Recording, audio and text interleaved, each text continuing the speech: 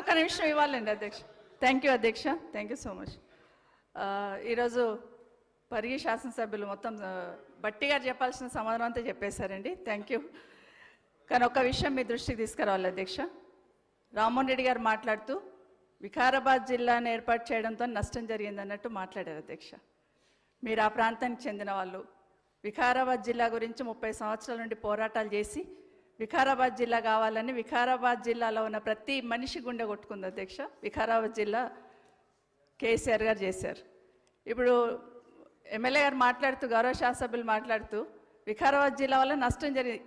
ఈరోజు వికారాబాద్ జిల్లా వచ్చింది కాబట్టి తాండూరులోనో బషీరాబాద్లోనో వెనకాల తాండూరు ఎమ్మెల్యే గారు కూర్చున్నారు.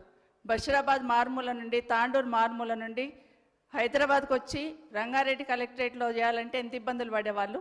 ఇప్పుడు వికారాబాద్ పోయి ఏ విధంగా పరిష్కరించుకుంటుండే అనేది మీ దృష్టి తీసుకొస్తున్నాను అధ్యక్ష. మాట్లాడితే ఇంకొక మాట, వికారాబాద్ జిల్లా వచ్చిన తర్వాత జోన్లు సిస్టమ్ చేస్తున్నప్పుడు ఇబ్బంది జరిగిందని గ్రహించి ఆ రోజు కేసీఆర్ గారు మళ్ళీ ఇమీడియట్గా వికారాబాద్ని హైదరాబాద్ జోన్లో కలిపారు అధ్యక్ష. సంతోషం, దాన్ని కూడా ఒప్పుకున్నారు. వికారాబాద్ జిల్లా వచ్చింది కాబట్టి ఈరోజు జిల్లాకు ఒక కోర్టు వచ్చింది. వికారాబాద్ జిల్లా వచ్చింది కాబట్టి ఈరోజు ఒక మెడికల్ కాలేజ్ వచ్చింది. వికారాబాద్ జిల్లా ఉంది కాబట్టి ఈరోజు ఒక నర్సింగ్ కాలేజ్ వచ్చింది. వికారాబాద్ జిల్లా ఉంది కాబట్టి సపరేట్గా మీకు బ్రిడ్జ్ అధ్యక్ష, మన బ్రిడ్జ్కి సంబంధించి ఇమీడియట్గా ఒక 100 కోట్లు శాంక్షన్ ఇచ్చున్నారు ఆ రోజు. ఇదంతా ఇదే కాకుండా అధ్యక్ష కలెక్టరేట్ వచ్చింది అక్కడే. ఈరోజు మాట్లాడుతున్నప్పుడు రంగారెడ్డి జిల్లాలో కలపాలన్నట్టు మాట్లాడారు.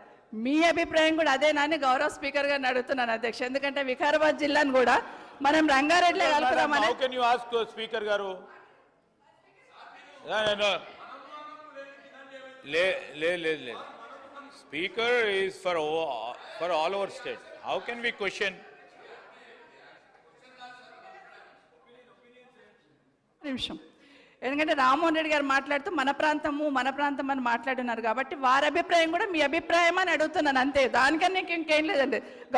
గౌరవ స్పీకర్ గారిని రామ్మోహన్ రెడ్డి గారు మాట్లాడింది వికారాబాద్ ప్రజలు ఏదైతే ఉన్నారో మిమ్మల్ని కలిపి మాట్లాడినారు కాబట్టి దయచేసి మీరు అది ప్రభుత్వం దృష్టికి ఏ విధంగా తీసుకెళ్ళి మంత్రి గారు చెప్పండి. మా ఇన్ఛార్జ్ మంత్రి గారు చెప్పాలి. ఇప్పుడు మా ఇన్ఛార్జ్ మంత్రి గారు చెప్పాలి.